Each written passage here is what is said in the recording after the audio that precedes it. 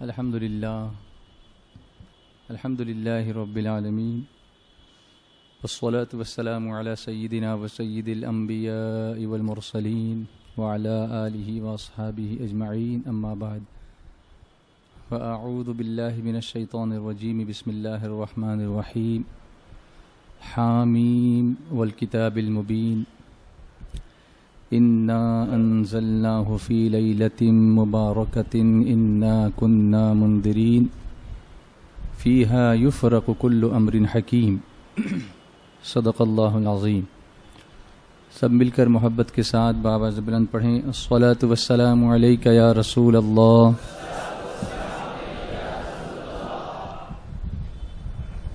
الصلاۃ والسلام علیک یا حبیب اللہ، الصلاۃ والسلام علیک یا نبی اللہ وعلی آلک واصحابک یا نور اللہ صلی اللہ تعالی علیک وسلم۔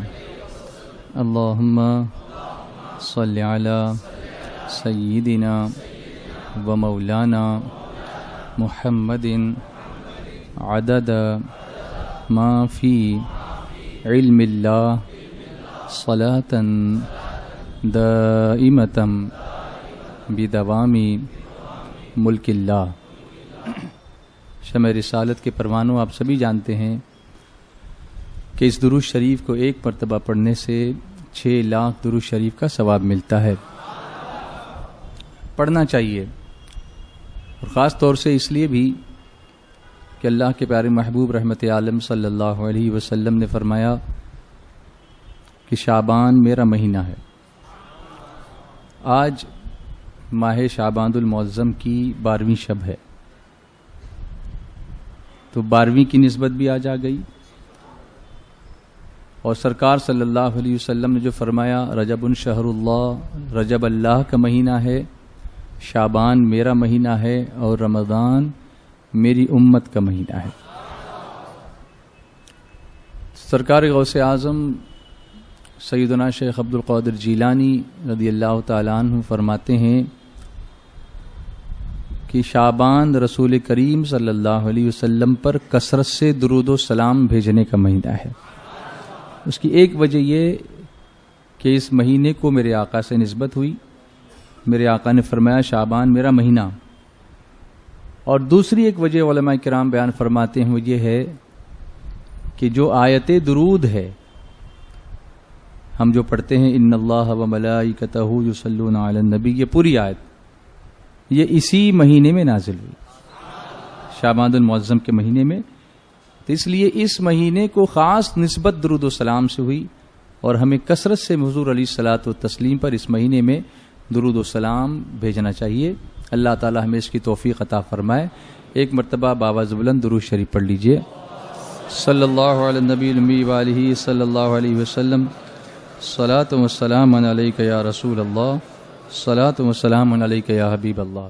شعبان المعظم کا مہینہ جب آتا ہے تو تیاریاں زور و شور پر ہونے لگتی ہیں، اور یہ تیاریاں صرف اس لیے نہیں ہوتی کہ ہم شب برات کی تیاری کر رہے ہیں، بلکہ صحابہ کرام تو ماہ رمضان کی تیاریاں بھی اسی مہینے سے شروع فرما دیا کرتے تھے۔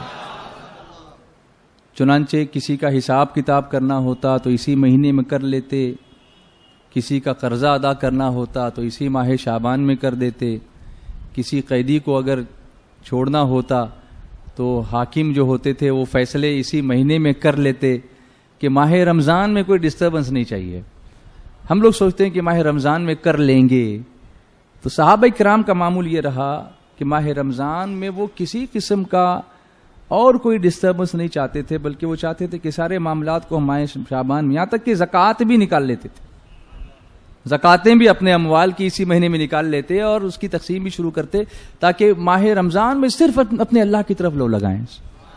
کس طریقے سے وہ لوگ تیاریاں کرتے تھے کہ ہم لوگ سب پینڈنگ رکھتے کہ رمضان شریف آئے گا تب کریں گے، حساب بھی بعد میں کر لیں گے۔ تو کوشش کرنی چاہیے کہ صحابہ کرام کے نقش قدم پر ہم چلنے کی کوشش کریں، ہمارے بزرگان دین بھی ایسا کرتے تھے، ان کے نقشہ قدم پر چلنے کی کوشش کریں. لیکن آج پہلے شب برات کے تعلق سے ہم کچھ باتیں سمجھ لیں جو کہ ہر سال سمجھانی پڑتی ہیں.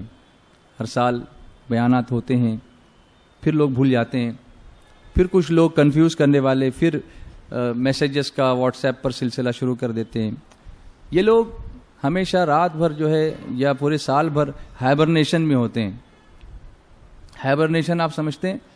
فراکس کو آپ نے دیکھا ہوگا، وہ بارش جیسے ہی پڑتی ہے وہ باہر نکل آتے ہیں، سال بھر نظر نہیں آئیں گی آپ کو کہیں. فراک سمجھتے ہیں نا؟ انگلش میں بول رہا ہوں تاکہ برا نہ لگے، اردو میں بولیں گے تو برا لگے گا، اس لیے میں انگلش میں بول رہا ہوں کہ فراگز میں کہہ رہا ہوں اور کچھ نہیں کہہ رہا ہوں. You understand? جیسے اگر آپ کسی کو جو ہے وہ بھٹیارا بول دو تو برا لگے گا کہ مجھے بھٹیارا بولتا ہے، کھانا پکاتا ہوں اس لیے. لیکن مسٹر کک بولو تو اچھا لگے گا کہ he is a cook, he is a chef. Chef بولو تو اچھا لگے گا، لیکن بھٹیارا بولو تو برا لگتا ہے. اگر حجام بول دو تو برا لگے گا، ہیئر ڈریسر بولو، کام تو وہی ہے، لیکن انگلش میں بولا نا اس لیے اچھا لگتا ہے.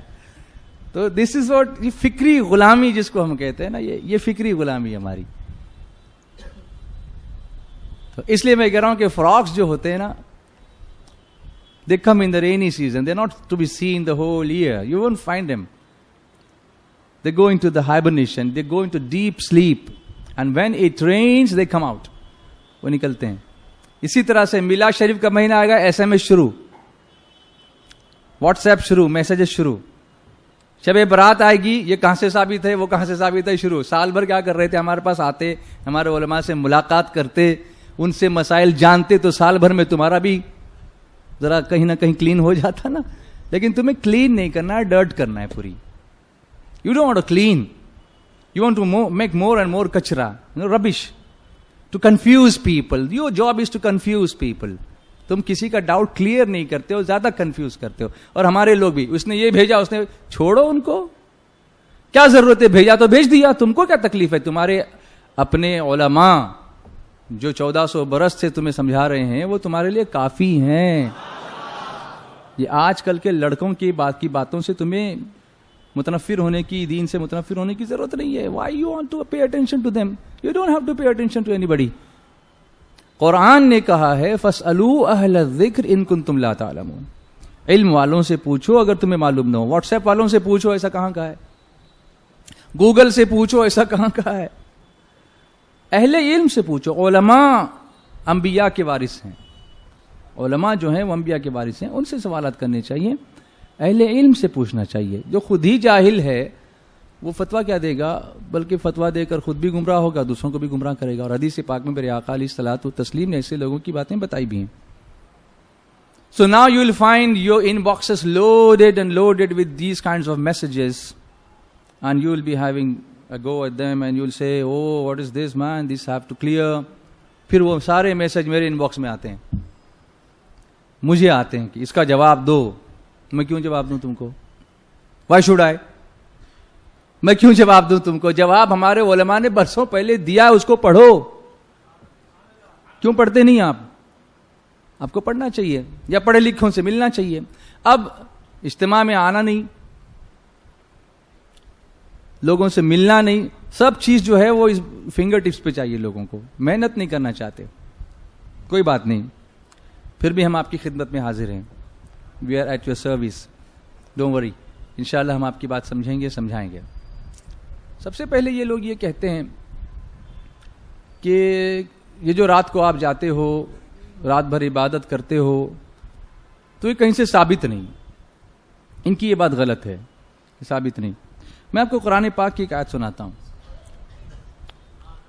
حدیث پاک کو آپ شاید کچھ نہ کچھ، جیسا ابھی مولانا انظار نجمی صاحب سمجھا رہے تھے آپ کو کہ حدیث کی قسمیں کیسی ہوتی ہیں، اور اس میں حدیث صحیح ہے کہ حسن غریب ہے کہ ضعیف ہے، کہ اس کی اسناد کیسی ہیں، کیا ہیں، سب آپ نے سنا. اور آپ مسلسل یہ علم حاصل کر رہے ہیں. You are doing this, learning this since so many weeks. تو میں قرآن پاک کی آیت سناتا ہوں. اس کو تو آپ نہ ضعیف کہہ سکتے ہیں، نہ موضوع کہہ سکتے ہیں، نہ کچھ نہیں کہہ سکتے. قرآن تو قرآن ہے نا. تو سورہ دخان کی پہلی آیت دیکھیے، اعوذ باللہ من الشیطان الرجیم، بسم اللہ الرحمن الرحیم، حامیم والکتاب المبین انا انزلناہ فی لیلۃ مبارکۃ انا کنا منذرین فیہا یفرق کل امر حکیم۔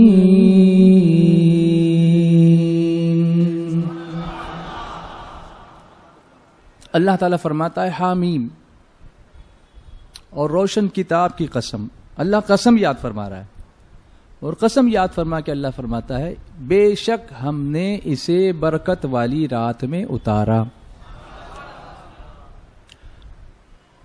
بات قرآن کریم کی ہو رہی ہے، قرآن کو اللہ فرماتا ہے ہم نے کب اتارا؟ برکت والی رات میں اتارا۔ انا کننا منذرین، بے شک ہم ڈرانے والے ہیں، اپنی آیتیں دکھا کر، اپنی آیتیں سنا کر، اپنے قہر و غضب کی باتیں بتا کر،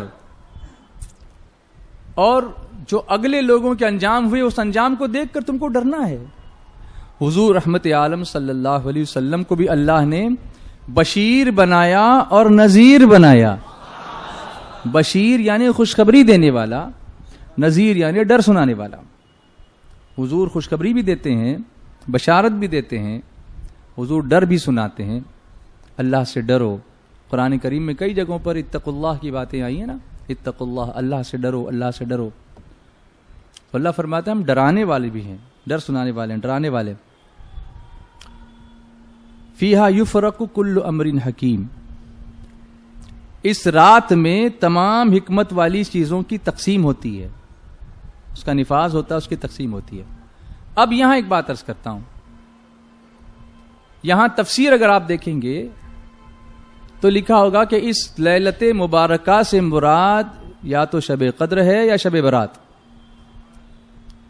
پاسبلی شب قدر بھی ہو سکتی ہے یا شب برات بھی ہو سکتی ہے، لیکن علماء فرماتے ہیں کہ یہاں شب برات مراد ہے۔ اس کی ایک وجہ یہ ہو سکتی ہے، یہ ہے کہ آگے جو آیت آئی فیہا یفرق کل امر حکیم، اس میں تمام چیزوں کی تقسیم ہوتی ہے۔ وہ کون سی چیزیں ہیں؟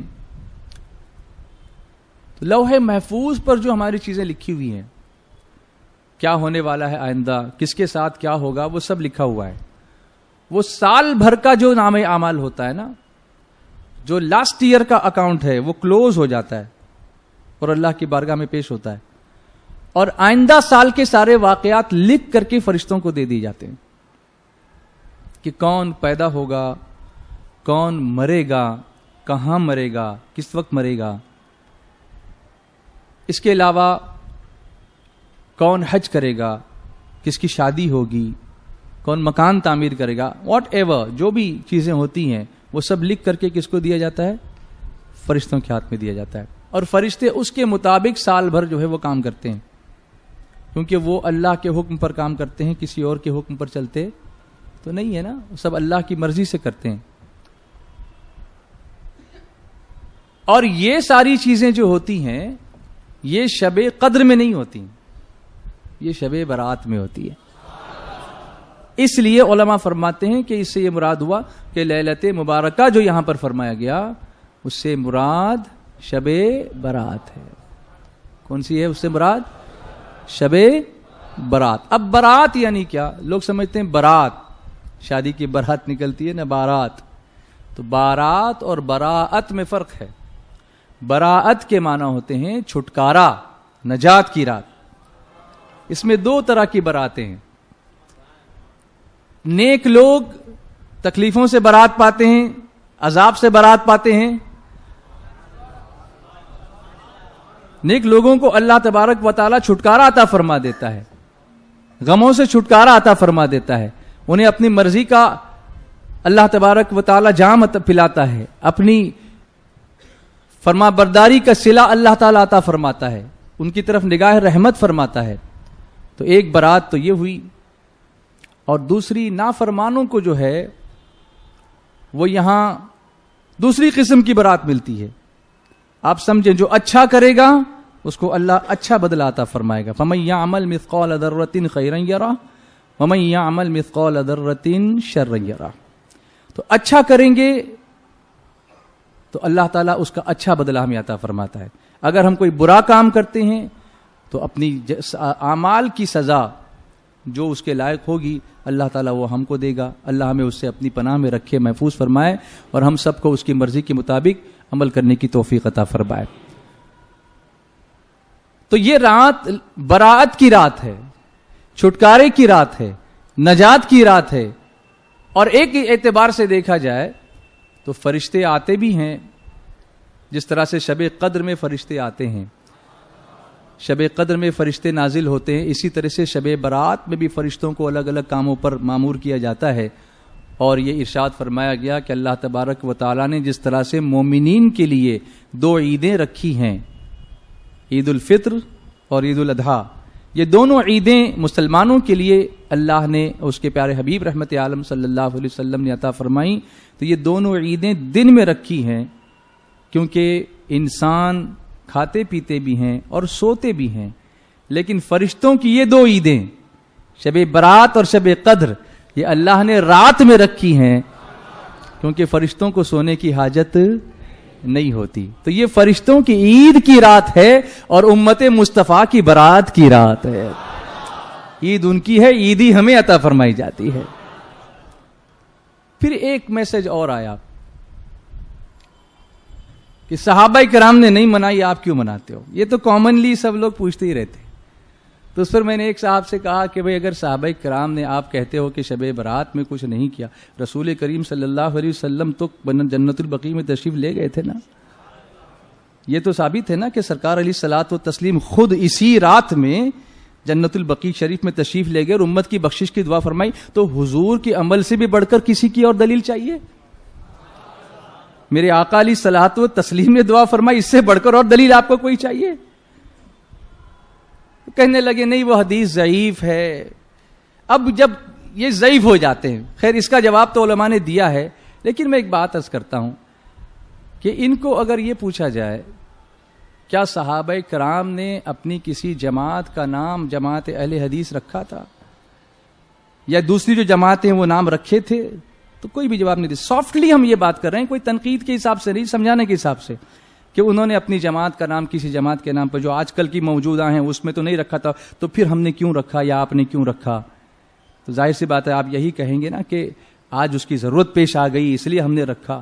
تو ٹھیک ہے, مان لیجئے کہ نہیں کیا, لیکن آج یہ ضرورت پیش آ گئی. ویسے تو اس کی دلیلیں ہیں, لیکن اگر آپ ہی کی منطق پر چلا جائے تو ہم آپ سے یہ سوال کر سکتے ہیں نا کہ بہت ساری چیزیں آپ بھی کرتے ہیں جو صحابہ کرام نے نہیں کی تھیں, تو کیا ان کا یہ نہ کرنا آج نہ کرنے کی دلیل بن سکتا ہے؟ ایسا تو نہیں ہو سکتا. تو میرا صرف کہنے کا مقصد آپ کو یہ ہے, آپ سے یہ ہے کہ ان میسیجز پر آپ زیادہ چراغ پا مت ہوئیے, اپنا وقت اس پہ ضائع مت کیجیے, اور خاص طور سے شب برات میں جو کام کرنے کے ہیں, ابھی حضرت انشاءاللہ آپ کو بتائیں گے وہ کیا کام کرنے کے ہیں, حضرت تشریف لا چکے ہیں. میں صرف 2 باتیں آپ کے سامنے عرض کرتا ہوں کہ آج کل کے دور کے مطابق ہمارے بچے جو کام کر رہے ہیں وہ یہ ہے کہ شب برات میں تلاوت کرنے کی بجائے, درود شریف پڑھنے کی بجائے, استغفار کرنے کی بجائے, توبہ کرنے کی بجائے, نوافل پڑھنے کی بجائے میسج کرنے میں ساری رات گزار دیتے ہیں, اور یہ سمجھتے ہیں کہ فلاں کا میسج نہیں آیا تو شب برات ہی نہیں ہوئی میری. آپ کو یہ کس نے کہا کہ یہ 1000 میسج آپ بھیجتے رہیے؟ اس سے صرف موبائل کمپنیوں کا فائدہ ہوگا, آپ کا کیا ہوگا؟ اگر آپ کو یہ کرنا ہے کہ شب برات کے آنے سے پہلے ایک دوسرے سے معافی تلافی کرنی, فون کر لیجئے آپ, اور یہ پہلے سے کر لیجئے, اسی رات میں کرنا یہ کوئی ضروری نہیں ہے. ابھی سے کیجئے, ابھی 15 دن جب باقی تھے تب سے کرنا تھا, یا ابھی 5 دن باقی ہیں تب سے کیجئے, اور شب برات کے آنے سے پہلے جہاں تک ہو سکے جا کر لوگوں سے مل لیجئے, ملاقات کر لیجئے, معافی تلافی کر لیجئے, کسی کا حق بنتا ہو تو اس کو ادا کر دیجئے, تاکہ اللہ تبارک و تعالیٰ بھی ہماری بخشش فرما دے. حقوق العباد کو پرسنلی ادا کیجئے. واٹس ایپ پہ کیسے ادا ہوں گے وہ حقوق؟ جیسے ایک صاحب نے کسی کو شادی کا انویٹیشن بھیجا, واٹس ایپ پر کہا میں آ نہیں سکتا, تو اسی کو آپ ذاتی دعوت نامہ تصور فرما لیں اور میرے یہاں پر شادی میں شریک ہو جائیں. جواب دینے والے بڑے ہوشیار تھے, انہوں نے 1000 کے روپے کا فوٹو نکالا اور واٹس ایپ پر اس کو بھیج کے کہا کہ میں پرسنلی نہیں آ سکتا, 1000 کا یہ تحفہ شادی میں قبول فرما لیجئے. جیسے آپ نے واٹس ایپ پہ دعوت بھیجی, میں نے واٹس ایپ پہ جو نذرانہ بھیج دیا آپ کو. تو یہ واٹس ایپ پر سب کرنے کی کوشش مت کرو, کچھ پرسنل کرنے کی کوشش کرو, لوگوں سے ملو, لوگوں سے جا کے کہو میرے بھائی, اس کو فیس کرو, اس سے کہو بھائی مجھ سے کوئی غلطی ہوگی مجھے معاف کر دو. ایک میسج آ گیا, اس میں کس کا کیا لکھا ہے دیکھا نہیں, پڑھا نہیں, نہ سوچا نہ سمجھا, نہ دیکھا نہ والا, کسی میچز کو اٹھا کے ٹھوک ڈالا. اس طریقے سے 1000 جگہ وہ بھیج دیتے ہیں, اس میں کچھ پرسنل چیز ہوتی ہے وہ بھی نہیں پڑھتے کہ یہ اس نے اپنے لیے لکھا تھا, اپنے کسی رشتہ دار کے لیے, میں اپنے لوگوں کو بھیج لیں, ان کے لیے لاگو ہی نہیں ہوتا, فارورڈ کر دیا صرف.